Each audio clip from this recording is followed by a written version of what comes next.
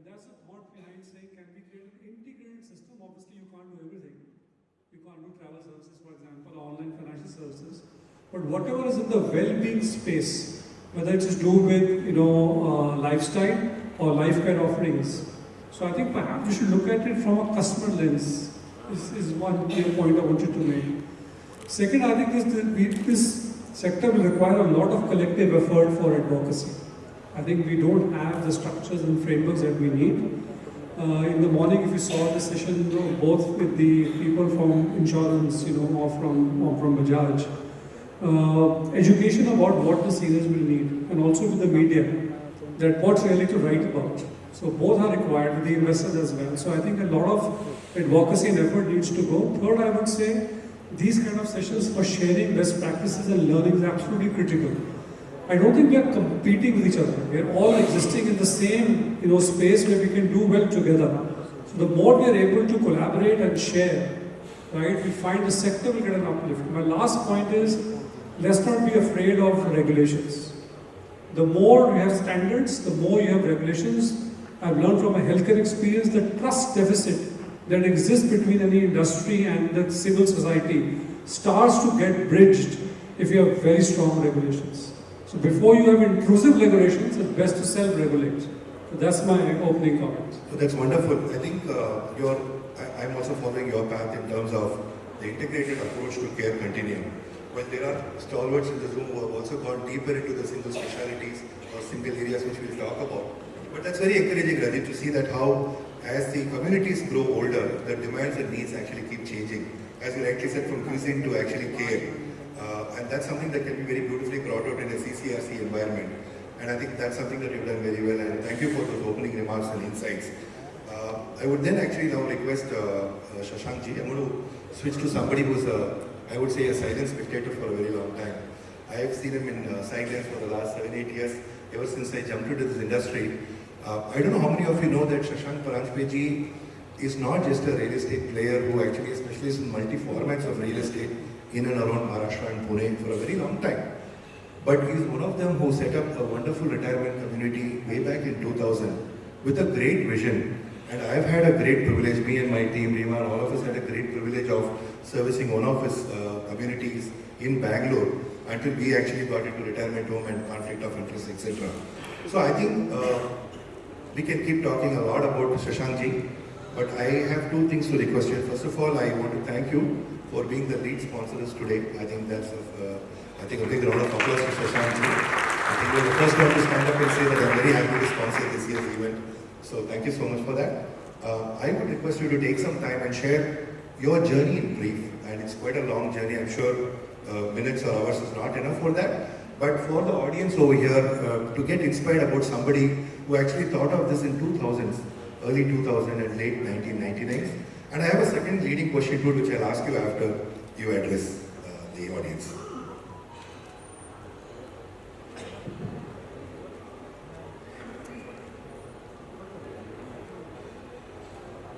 See, you have to answer the question why.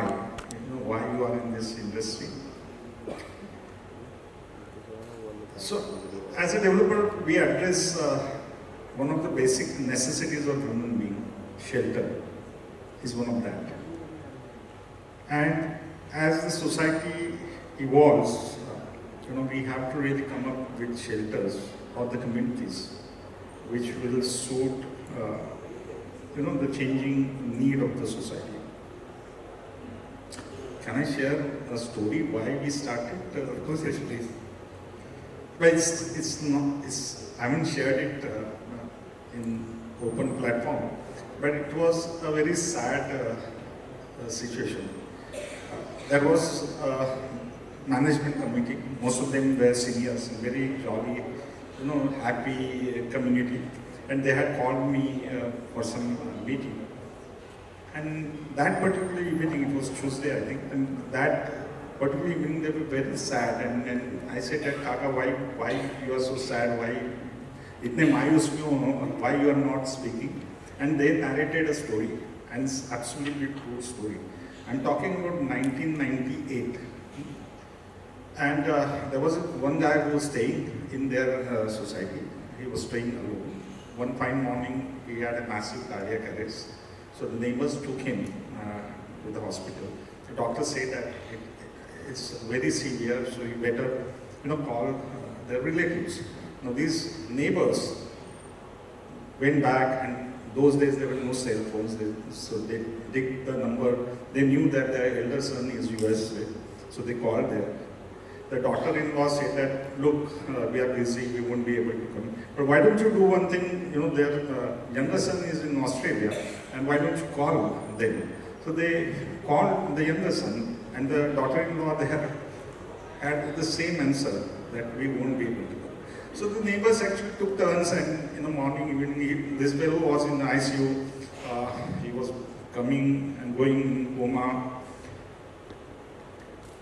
After 10 days, I think house has this situation, and you need to do something. And it really from that day, I couldn't think anything else than starting this Sattashri. And in the next 3 months, I really visited different parts. I visited Australia, US and UK, and came up with a concept which will be suitable for Indian psyche. So this is the story, and then Karwa Bad Gaya. So that's how we do it. But thank you so much. I think that's a very inspirational story. I think this is one sector where you actually don't start the business by looking at what the EBITDA is going to generate, I think. Of course, investors will talk to you about it, we'll come to that as you go along. But that's truly inspirational. But I think you have built some of the best spaces. I've been beneficiary of some of the spaces, some of my relatives have also been. So that's a wonderful thing. But before I just move on from you, sir, one more question of your latest initiative. And this is something that's very interesting for all of us to note. When we say you talk about integrated living, intergenerational living, etc. But there's another concept of where you have living, where you also take care of persons with disabilities, people who require those kind of help. And that's being talked about very widely now, and there are forums which are trying to address this.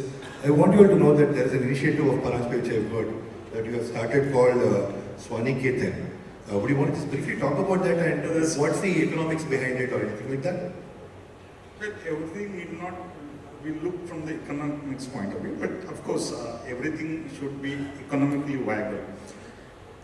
The group of parents of autistic children were behind me for last 8 years to develop something for them, a complete ecosystem for differently able children and their parents. The situation in India for these differently able children, particularly autistic children and their parents, is really grave. They die every day. The parents die every day with the thought that what happens to my child when we are no more. And they pray only one thing to the God, that my child should go before me. It is such a pathetic. So I'm a believer that, so unlike Rajat, I don't believe in that much regulations on the side, especially on the senior living side. On the assisted living, I agree with him. And the reason I don't agree is this, like right now what's happening in Haryana, as soon as the regulation has come and they've come up with a policy, 17 senior living projects have been approved. And out of them, I don't think anyone will be truly senior living. So what's happening is a lot of opportunistic players, whenever these benefits are coming with regulations, a lot of opportunistic players are coming in which will spoil the industry. So we have to be very careful when the opportunity comes with regulation. It has a flip side of the coin. So I'm a little scared of that. On the assisted living, I think we need regulations. It's a difficult business to do. It's very service driven. It's got a lot of clinical on it. A consumer is a lot more dependent on the service provider. And I think that will also allow for some benefits to come in to the right players. And I think there is a lot of work which can be done there. And on the pace of, I think Rajat also said, there's demand, we need to figure out how to get that demand. And that's a big challenge. Thank you, Ankur. When you talk about this regulation, and I do understand the latest case of the 1617 approvals, given the fear that we had in terms of how these benefits can be misused. But if you look at, I've also been writing about this for some time, and we as an organization, I don't know how many of you know that, we have made continuous representation to independently as much. So the benefit we're talking about is that when you're charging 1.5 lakhs, 2 lakh rupees, I think that's where the regulation will really make a difference, will make a dent to the consumer. In this, it's important, but at the cost of, if it's getting wrong players in, and I don't think in real estate sales, even with RERA, what we've seen is it's not been stopped well enough. And we know that as a fact. So where in healthcare it has helped, in telecom it has helped, in real estate, if you look at the background, it has not done what it's supposed to do as well. Absolutely. The care piece I learned from you and Rima first, in terms of how to give outcome to elders, so thank you for that.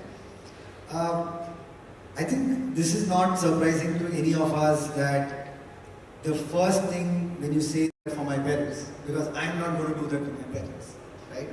And how much ever this is we are here in this room, we can try to dispel with that notion, but that notion exists, right?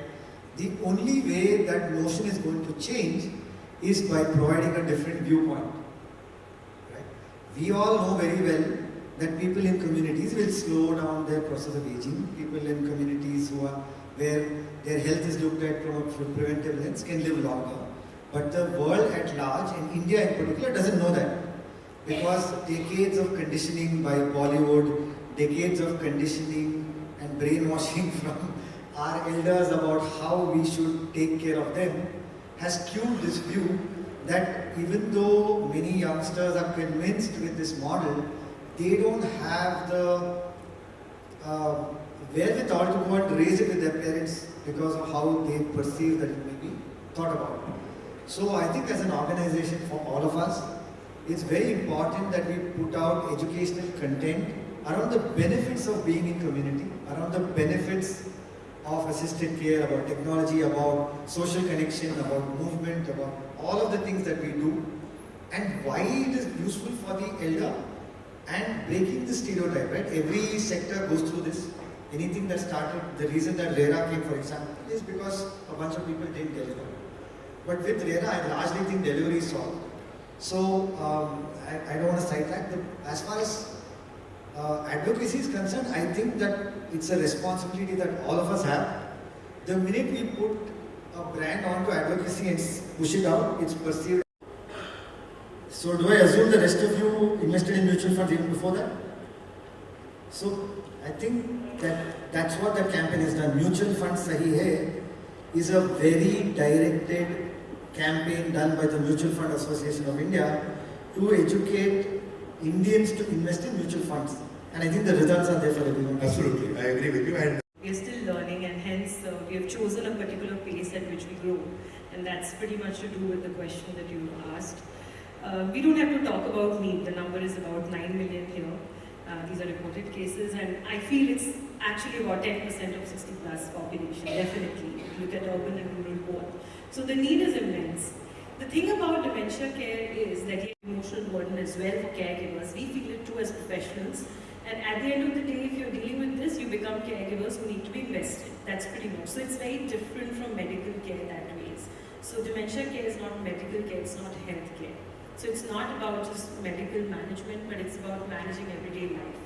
So basic first thing is that profitability is not going to come from cutting corners in care.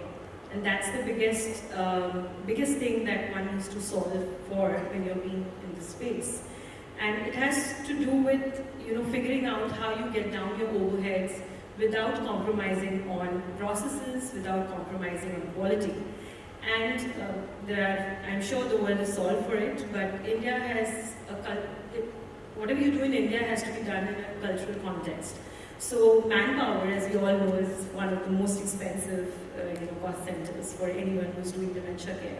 Cannot be just done away with, not even with technology. We keep saying this, that what is the technology that can reduce manpower, but does the elder want reduced manpower? We say there are 7 aspects of holistic care, and that has to be tracked with data so that you actually know that you're making an impact. The other thing I think for the consumer, from an affordability perspective, is there needs to be various formats.